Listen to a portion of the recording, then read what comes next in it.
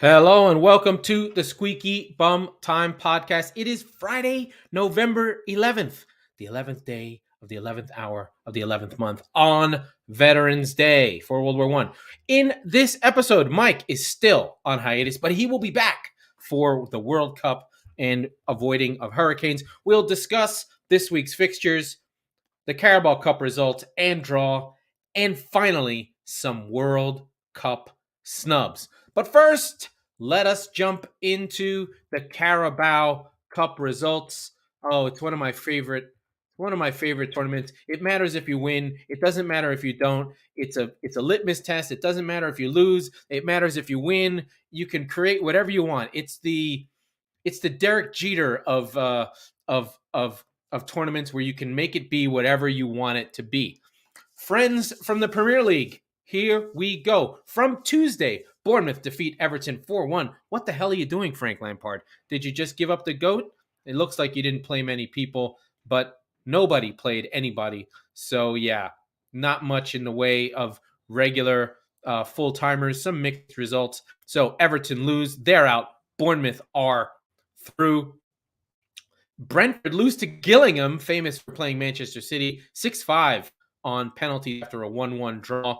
Leicester County defeat the ever thorny Newport County, but that's at Leicester. Newport County, usually more famous for having its terrible road thing. My boys in Burnley, they defeat Crawley Town. Wolves defeat Leeds, so they get through. And Arsenal lose to Brighton. Brighton were really good in this game. Fulham down a man defeat Tottenham 2-0. Southampton, without Hasenhüttl, get through against Sheffield Wednesday 6-5 on penalties. And a 10-9 result, Blackburn Rovers defeat West Ham. David Moyes not happy. City win, cruise easily in the biggest game, quote-unquote, heavyweight game of Manchester City 2, Chelsea 0. Newcastle in a 0-0 draw against Palace, win 3-2 on penalties. Liverpool somehow 0-0 versus Derby County. Woof. They get through 3-3. Kelleher, the backup goalkeeper for Liverpool, has 6 penalty shootout wins in 14 starts. Crazy stuff. And United, second half lunatic asylum, win 4-2 against the great and powerful Aston Villa and Unai Emery. Now, this tournament is weird. It only exists to use floodlights. It's the only country that uses them. But wait until you hear when the next round is. The next round will be played on December 20th, the week after the World Cup final. So teams just getting back together. And a week before, or a few days before, the Premier League begins again. Now, this normally would be incredible and fun, but we have a City versus Liverpool round of 16 game. Neither of those teams are going to play anybody. That's the only matchup of note. Burnley, Man United. I could see Burnley winning that game because Burnley are really good, but it's at Old Trafford. And then there's no other real Premier League matchups except for Newcastle Bournemouth, which could be a fun game. But, like I said, so many World Cup players. So EFL Cup results and where we are doesn't mean anything on the narrative front. A little bit of Graham Potter, what are you doing? They lost again.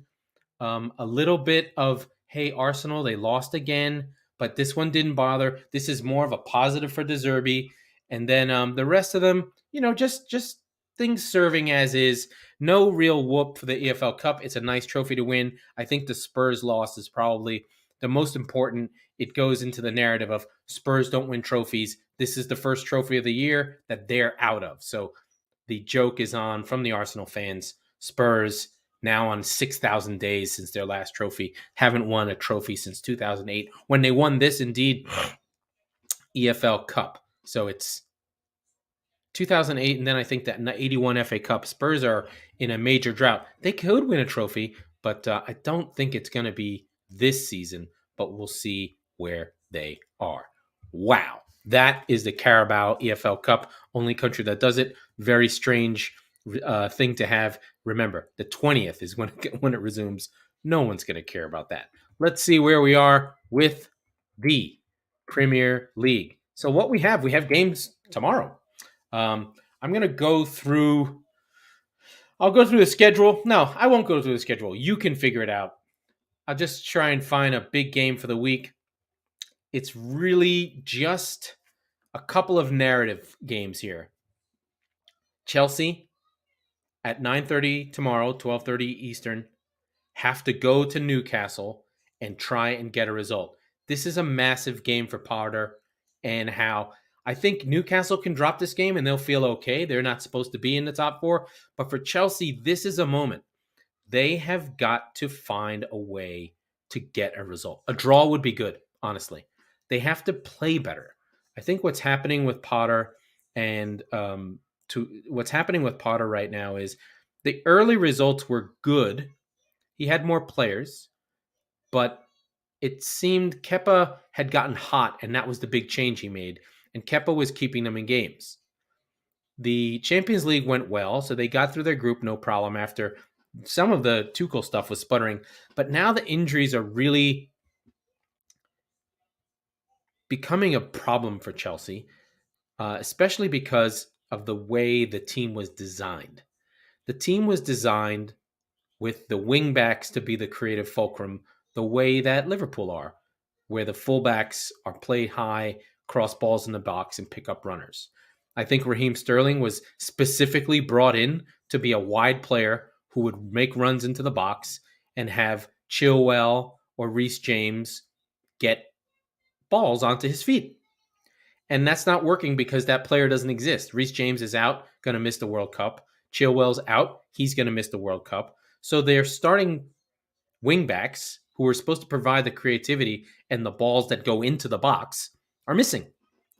And so Chelsea have this massive problem of they've got these players that are all the same, very much on the ball, carrying players, carrying by that, they're players that have the ball at their feet and run into places. So Havertz is a finisher, one touch around the corner guy. Mason Mount is an everywhere, all action runner and defender. You can play him anywhere. Good with a free kick, good at getting into the box, a good striker of the ball. Pulisic is a dribbler who gets by people. But they don't have a natural creator from the middle of the park. There's no Fabregas. There's no Ozil. There's no De Bruyne. There's no Odegaard. There's no Firmino to a lesser extent. There's no player like that on this team. No Buendia. These types of no Madison, no Guimaraes. Guimaraes lesser extent. There's no player like that on the team. There's no player like that on the team who does that.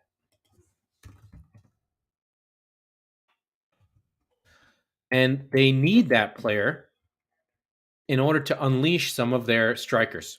And that's what's missing from the team. They cannot create anything. Once you block up their attacking third, there just isn't a player to unlock and get the ball onto people. Now, this City game, they didn't play bad. I mean, they lost to City in the Carabao Cup. They had chances. Pulisic mixed too, et cetera, et cetera. But Newcastle come into this on a high. This will be the game I'm following most. The St. James's Park will be rocking. We'll see if Almiron has another goal in him. He's on 7 straight. You know, they're just incredible right now, and they're catching Chelsea at the right time. But as much as I love Potter, I'm worried for him. Chelsea's different gravy to being at Brighton. You can't lose. You can't go 5-6 unbeaten. I mean, winless. They're on 2 draws, 2 losses, and now this Carabao Cup loss. If they continue to fail, they will drop points and furl further back. Their goal difference is dropping. They're just not good. There's just missing players. One of the narratives that's coming up for Chelsea is they had a bad window. They spent something like almost $250 million, and they really don't have anything to show for it. You know, it was Koulibaly, Cucurella. They let Werner go, Aubameyang. You know, there's not much. Oh, Raheem Sterling. There's not much on the pitch to show for what they spent.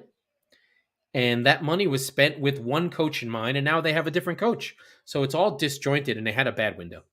And Bowley got taken to the cleaners. And I said this, and I will say it again.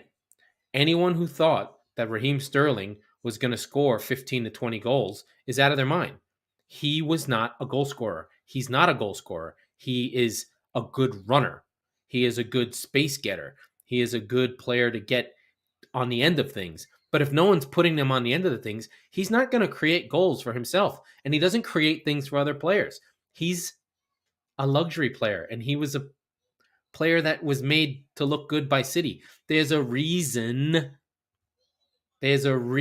City let him go. he's not that good. He's not getting on the end of things, and he's definitely not the one worth the money they spent on him. Other games, City at home versus Brentford.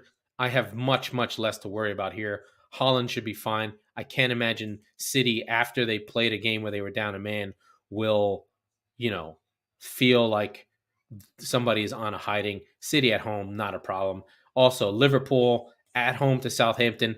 New manager bounce. Don't know what that'll happen. The win probability here is 70% for Liverpool.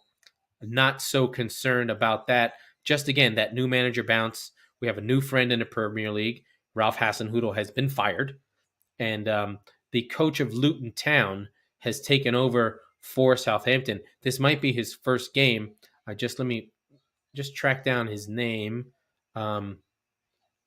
Just make sure. His name is Nathan Jones. He comes from Luton Town. Young manager. It's good. He's English. He did a good job with Luton. Very similar path to Eddie Howe, where he had Luton, got them up, did really well, went to a bigger club in the Championship, went to Stoke, didn't go well at Stoke, and then he came back to Luton and got them in the playoffs last season for the Championship. Yeah, as you know, I follow the Championship. Similar to Eddie Howe. Eddie Howe moved things along with Bournemouth. People don't know this, but he did go on to Burnley, failed at Burnley, and went back to Bournemouth, and then took them off. And now he's at Newcastle. So it's good to see a new coach. It's good to see someone interesting. Nathan Jones, I don't know much about him, and we'll see what he does. Hasenhüttl was old and very much of the Red Bull variety. I think it's good. I think this makes things difficult for Southampton. It'll be their first game. We'll see what they come back with. Should be interesting. Should be interesting there. Other games of note: Tottenham play Leeds. This is a dangerous game for Tottenham. They're at home. They're coming off a loss in the Carabao Cup and a loss at home against Liverpool, 2-1. They only have one win in the last four, with losing 3 out of the last 4. So this is a Wendepunkt. You'd expect them to beat Leeds, but Leeds are going to come with force, and they're going to force Tottenham to play. And while Leeds might make mistakes and Harry Kane might get in behind, and this might be easy, this is also a game where if Spurs are passive, they could get embarrassed, and especially if they're not going to play football and they're going to try and wait a half before they start, it could be tough for them. Now, granted, Leeds are bad on set pieces, Spurs are great, but that still means you have to be in the attacking third. So Spurs need to show that they've got something a little bit extra here. Arsenal play Wolves. Wolves will have Lopetegui after the World Cup, so it's just one more lame duck game. Wolves, Arsenal. You'd expect Arsenal to pull this one out, not a problem. And then United play Fulham at Craven Cottage. I do not rate Arsenal United to win this game. This has draw written all over it. United have been laboring a little bit. Yes, they're playing well. Their results are okay. Yes, they did lose to Villa last week, but that was kind of a fluke. It was kind of an energy game. They're currently sitting at -1 for the season, which is just nuts. They're just not scoring enough, United. But, they're muddling through, sitting in 5th. They need to get the results going again. This is a game where they could do well, but Fulham is, in terms of quality and what they've created, I think this is about an equal matchup, especially Fulham at home. I know that I like to kill United and I make jokes and all these things, but the fact of the matter is, you know, Fulham are a real team. They were the best team in the championship. They set records for goals. Were near records for points, and that has translated to the Premier League with a little bit of additions. Paulinho, very good. Mitrovic, I'm assuming will be back. Maybe they'll rest him one more game, and if he does, that changes things. But United have a game on their hand Sunday morning to handle that game. So I'm not saying that Fulham are going to win, just that that's not an easy game. So let's go through it. Any games I missed? Bournemouth, Everton, also on Saturday. Bournemouth wheels coming off a little bit. They have not been winning of late, but Everton haven't been playing well either.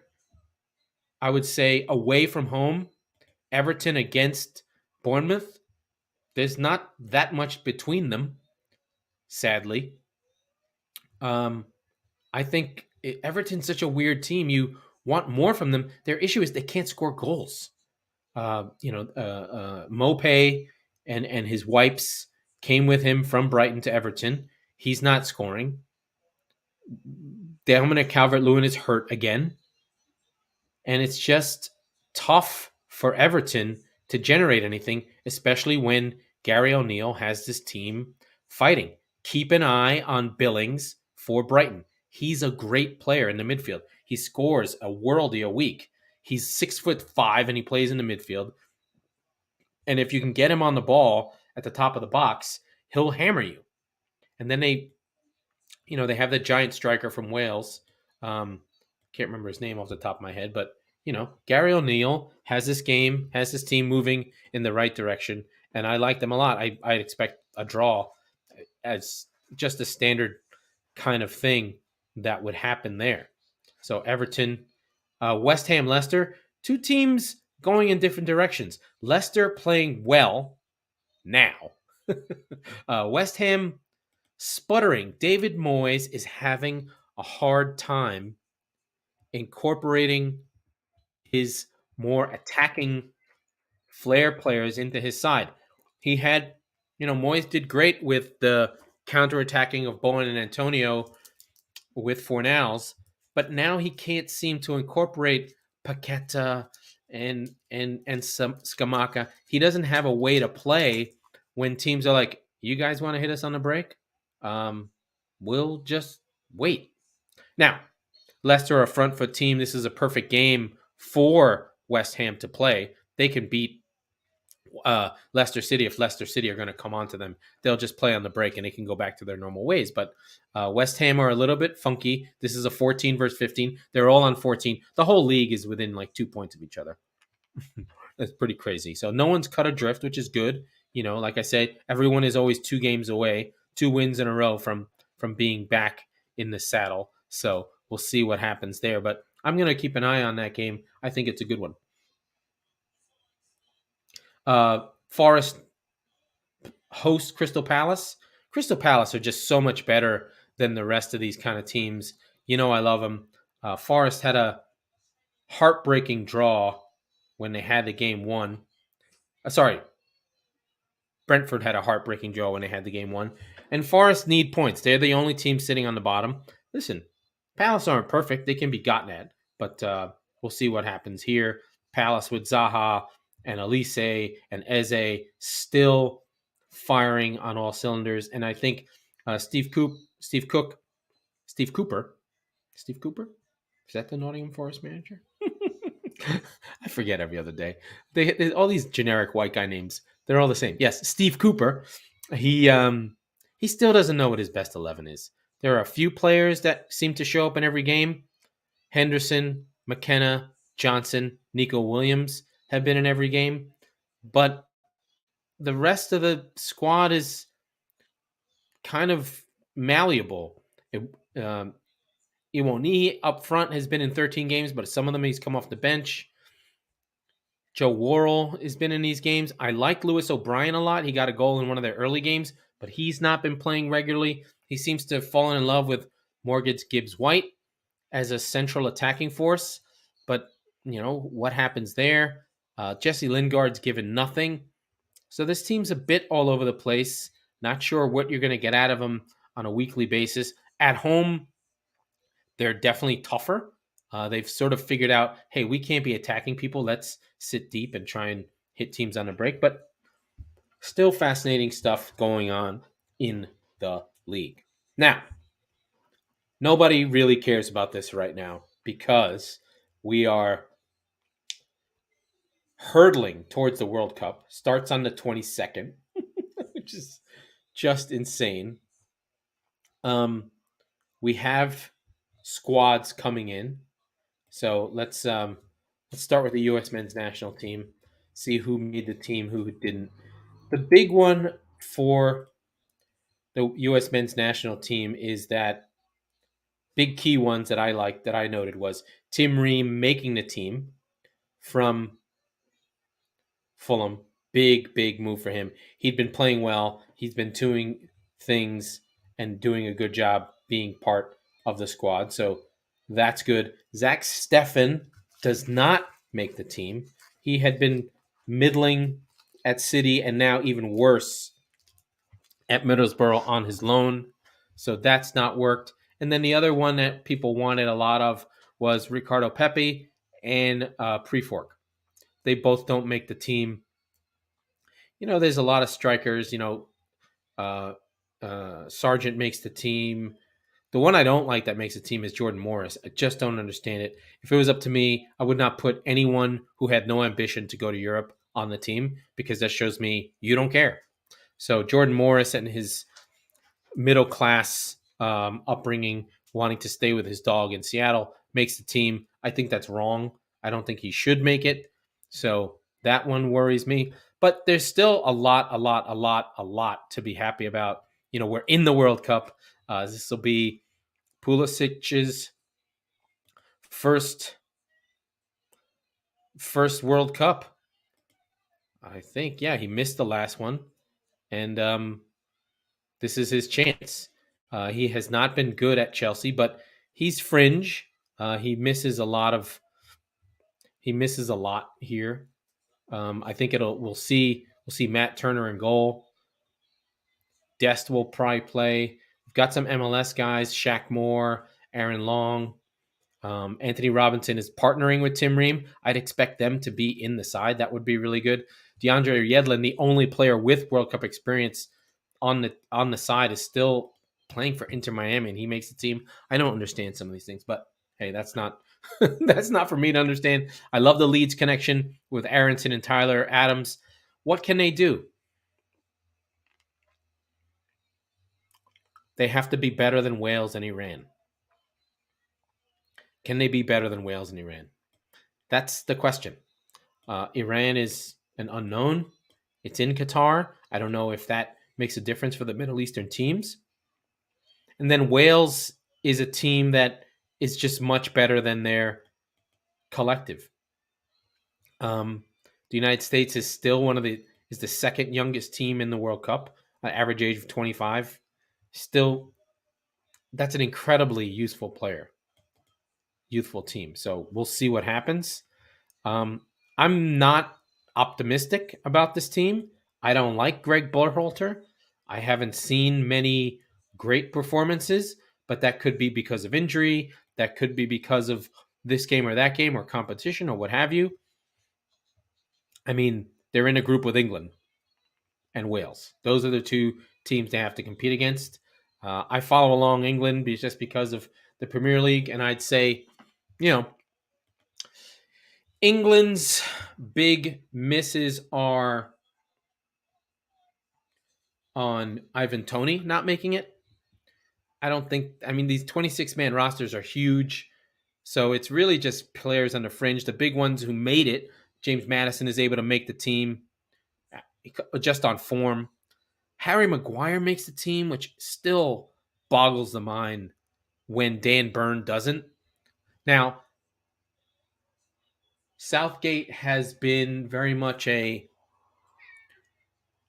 loyalty guy, so anyone who was with him in the Euros is going to be there.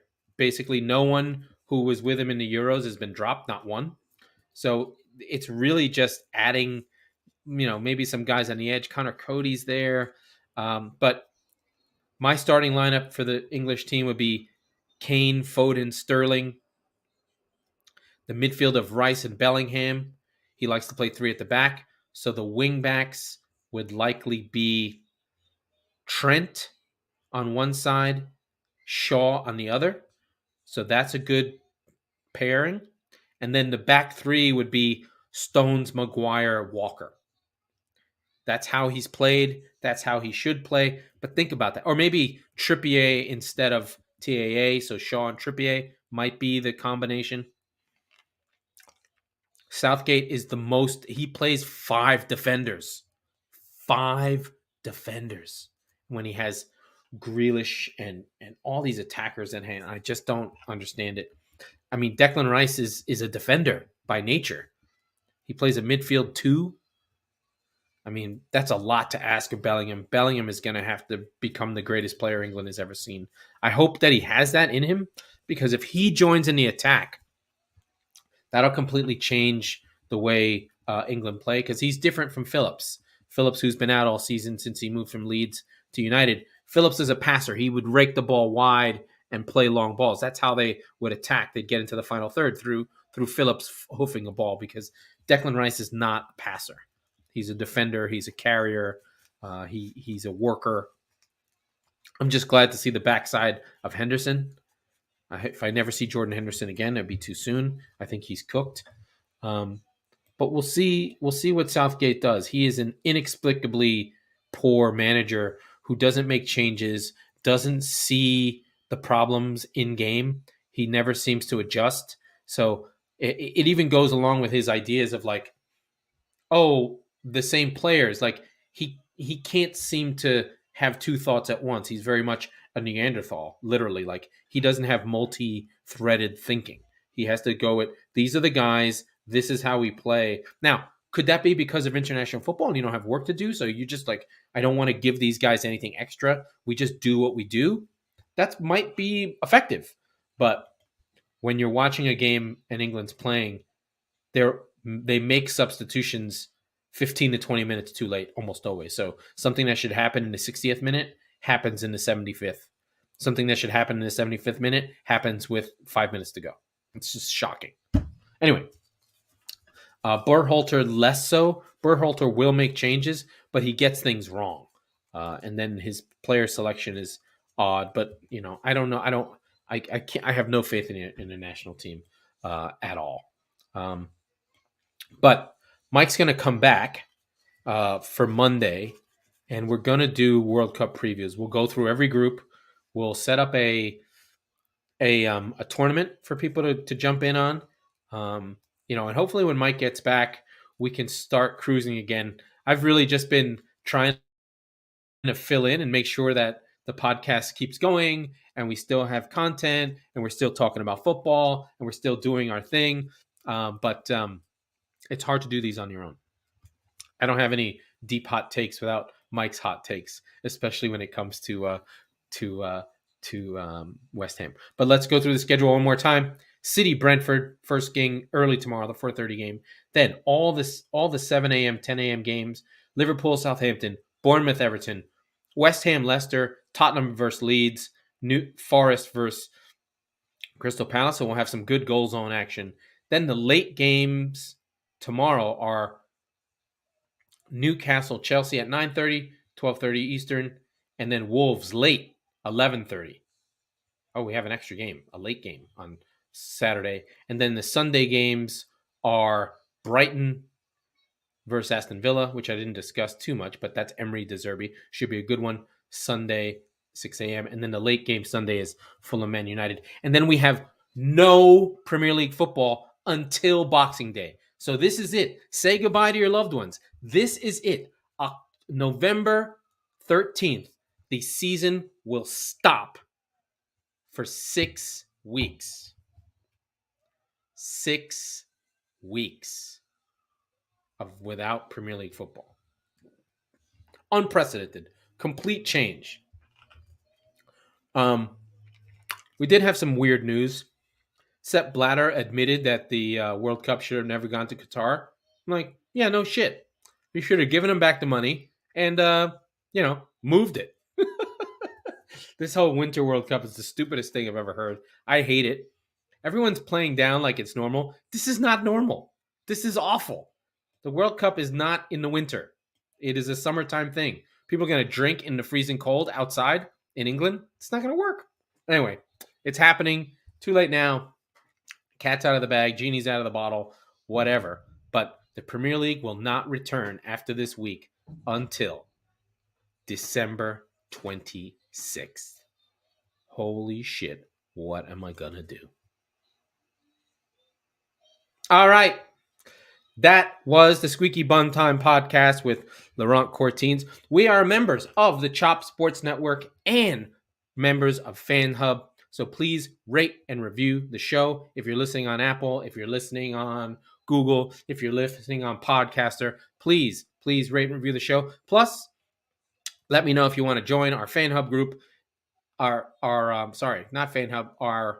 WhatsApp group, and you can join and talk shit with us. Okay, we'll see you on Monday, World